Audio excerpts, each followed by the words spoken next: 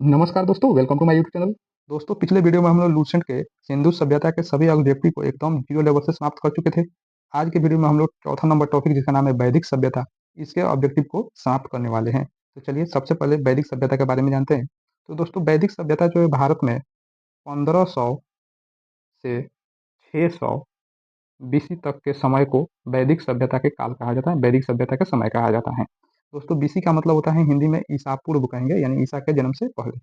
तो आज से लगभग 1500 ईसा पूर्व। दोस्तों, ये 1500 से लेकर 600 ईसा पूर्व को हम लोग दो भागों में बांटते हैं, और दो भागों में बांटेंगे तो एक हो जाएगा 1500 से 1000 ईसा पूर्व, और दूसरा हो जाएगा 1000 से 600 ईसा पूर्व यानी बीसी। तो दोस्तों, ये जो 1500 से 1000 ईसा पूर्व में बीसी है, तो इसको हम लोग ऋग वैदिक काल कहेंगे। और ये जो 1000 से लेकर 600 बीसी है, तो इसको हम लोग उत्तर वैदिक काल कहेंगे। तो दोनों को मिला करके वैदिक काल हो गया, वैदिक सभ्यता हो गया, और इसका समय भारत में 1500 से लेकर 600 बीसी यानी कि ईसा पूर्व तक के समय को माना जाता है। चलिए इसके ऑब्जेक्टिव को देखते हैं। दोस्तों, तो पहला क्वेश्चन है कि मैक्स मूलर के अनुसार आर्यों का मूल निवास स्थान कहाँ है। तो दोस्तों, ये जो आर्य शब्द है, ये आर्य शब्द यानी एक जाति को रिप्रेजेंट करता है, और भारत में जो वैदिक सभ्यता को जिन्होंने स्थापित किया, उन्हें मुख्य रूप से आर्य कहा जाता है। दोस्तों, ये जो आर्य हैं, मैक्स मूलर ने इन आर्यों को इनका मूल स्थान मध्य एशिया बताया था, इसलिए right answer option number A हो जाएगा, मध्य एशिया। और इन्होंने भारत में आया और भारत में वैदिक सभ्यता को स्थापित किया, और फिर यहाँ जो है बस गए। लेकिन इनका मूल ओरिजिन जो है मध्य एशिया है मैक्स मूलर के अनुसार, इसलिए राइट आंसर हो जाएगा ऑप्शन नंबर ए। चलिए क्वेश्चन नंबर 2 को देखेंगे। दोस्तों, क्वेश्चन नंबर 2 है कि आर्य सर्वप्रथम भारतीय उपमहाद्वीप में कहाँ बसे। तो साथियों, इसका राइट आंसर होगा ऑप्शन नंबर बी, पंजाब तथा अफगानिस्तान। इसलिए राइट आंसर होगा ऑप्शन नंबर बी।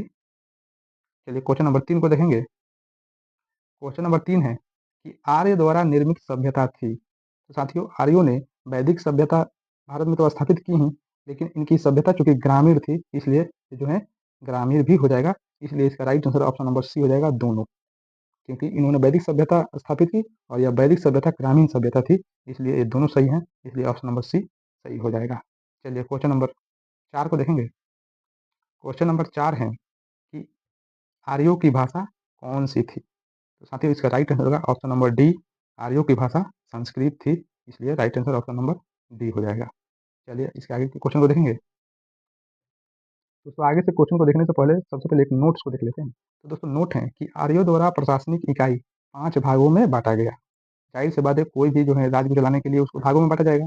तो आर्यों भी जब यहाँ पर अपना अधिकार कर लिए, तो इस पूरे भारत को टोटल 5 भागों में बांटे। पहला भाग सबसे छोटा कुल कहलाता था, दूसरा उसके थोड़ा बड़ा ग्राम, उससे बड़ा 20, उससे बड़ा जन, और उससे बड़ा राष्ट्र।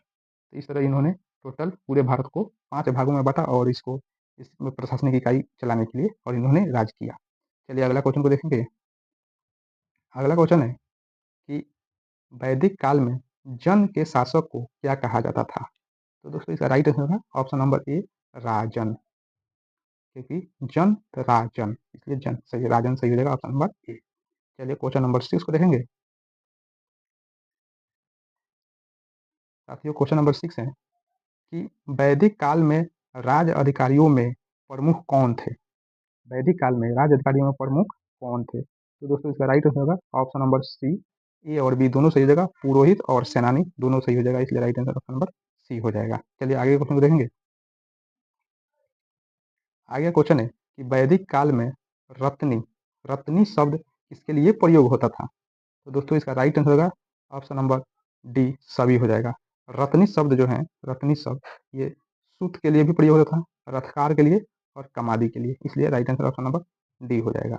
चलिए इससे आगे के क्वेश्चन को हम लोग देखेंगे। क्वेश्चन नंबर 8 को हम लोग देखेंगे। क्वेश्चन नंबर 8 है कि इस काल में यानी कि वैदिक काल में गतिविधि गतिविधियों को जनता की गतिविधियों को देखने वाले को गुप्तचर को क्या कहा जाता था। तो दोस्तों, इसका राइट आंसर होगा ऑप्शन नंबर बी, अस्पस। यानी जो जनता राज्य में घूम घूम के जनता की गतिविधियों को देखता था, उस गुप्तचर को बोला जाता था अस्पस। और दोस्तों, इसका ऑप्शन नंबर ए, पूरब जो है, पूरब भी एक गुप्तचर का ही प्रकार था, लेकिन यह जो है दुर्गपति था। दुर्गपति का मतलब होता है दोस्तों, जो पूरा नगर घेरा हुआ था उसका देखभाल ये करता था पूरब, यानी कि नगर के देखभाल करने वालों को पूरक तथा जनता की गतिविधियों को देखभाल करने वाले को अस्पष्ट कहा जाता था, ताकि कोई जो है राज्य में राजा के खिलाफ कुछ बोल तो नहीं रहा है।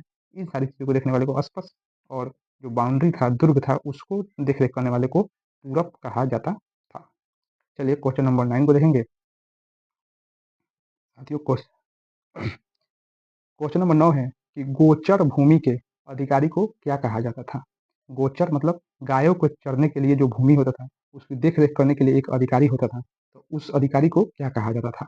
तो दोस्तों इसका राइट आंसर होगा ऑप्शन नंबर ए, बाजपति। बाजपति कहा जाता था, इसलिए राइट आंसर होगा ऑप्शन नंबर ए। चलिए अगला क्वेश्चन देखेंगे। अगला क्वेश्चन है कि अपराधियों को पकड़ने वाले अधिकारी को क्या कहा जाता था? अपराधियों को पकड़ने वाले अधिकारी को क्या कहा जाता था? तो साथियों इसका राइट आंसर होगा ऑप्शन नंबर सी, उग्र। इसलिए right answer option number C हो जाएगा, उग्र। चलिए अगला क्वेश्चन देखेंगे। अगला क्वेश्चन है कि सभा और समिति के अध्यक्ष को क्या कहा जाता था? तो दोस्तों सभा और समिति के अध्यक्ष को ईशान कहा जाता था, इसलिए राइट आंसर होगा option number D. Right answer option number D हो जाएगा। दोस्तों सभा एवं समिति राजा को सलाह देने वाली संस्था थी। सभा श्रेष्ठ एवं संभ्रांत यानी ऊपर के लोगों को संस्था थी, जबकि समिति समान जनता का प्रतिनिधित्व करती थी, इसलिए समिति समान लोगों की संस्था थी। चलिए इसके आगे के क्वेश्चन को हम लोग देखेंगे। 12 नंबर क्वेश्चन को। क्वेश्चन नंबर 12 है दोस्तों कि वैदिक काल में युद्ध के लिए किस शब्द का प्रयोग किया जाता था? जब युद्ध होता था तो उसके लिए किस शब्द का प्रयोग होता था? तो दोस्तों इसका राइट आंसर होगा ऑप्शन नंबर ए, गविष्ट। यानी गविष्ट जो है प्रयोग किया जाता था। दोस्तों युद्ध में कबीले का नेतृत्व राजा करता था, और इसका अर्थ होता है गायों की खोज। इस गविष्ट शब्द का अर्थ होता है गायों गायों की खोज। चलिए अगला क्वेश्चन देखेंगे, 13 नंबर। अगला क्वेश्चन है कि 10 राग युद्ध का उल्लेख ऋग्वेद में किस मंडल में है? 10 राग युद्ध का उल्लेख ऋग्वेद में किस मंडल में? तो साथियों इसका राइट आंसर होगा ऑप्शन नंबर बी, 7वें मंडल में। दोस्तों 10 राग का युद्ध उल्लेख जो है 7वें मंडल में है, और यह पुरुषणी यानी अभी वर्तमान में रावी नदी के तट पर सुदास एवं 10 जनों के बीच लड़ा गया था, जिसमें सुदास नामक व्यक्ति जो है विजयी हुए थे। इसलिए सुदास और 10 राजाओं के बीच में लड़ाई हुआ था और सुदास विजयी हुए थे। उसी को 10 राग युद्ध कहते हैं, और यह ऋग्वेद के 7वें मंडल में उल्लेखित है। चलिए इसे अगले क्वेश्चन को देखेंगे। नंबर क्वेश्चन को देखेंगे। 14 नंबर क्वेश्चन है कि ऋग वैदिक समाज कितने वर्णों में विभक्त था? साथियों इसका राइट आंसर होगा ऑप्शन नंबर सी, 4 वर्णों में विभक्त था। और वो 4 कौन कौन सा था? तो आप लोग जानते हैं कि पहला था ब्राह्मण, दूसरा था क्षत्रिय, तीसरा था वैश्य, और चौथा था शूद्र। साथियों इसमें जो है ब्राह्मण को ब्रह्मा के मुख से, क्षत्रियो को भुजाओं से, तथा वैश्य को जांघों से, और शूद्र को ब्रह्मा के पैरों से उत्पन्न होने की जो है घटना इसमें बताया गया है। चलिए इसके अगला क्वेश्चन को देखेंगे। अगला क्वेश्चन है कि वैदिक काल में पूर्व दिशा को क्या कहा जाता था? जैसे अभी पूर्व पश्चिम उत्तर दक्षिण है ना, तो उसी तरह उस समय पूर्व दिशा को क्या कहा जाता था? तो साथियों इसका राइट होगा ऑप्शन नंबर ए, प्राची। पूर्व दिशा को प्राची कहा जाता था।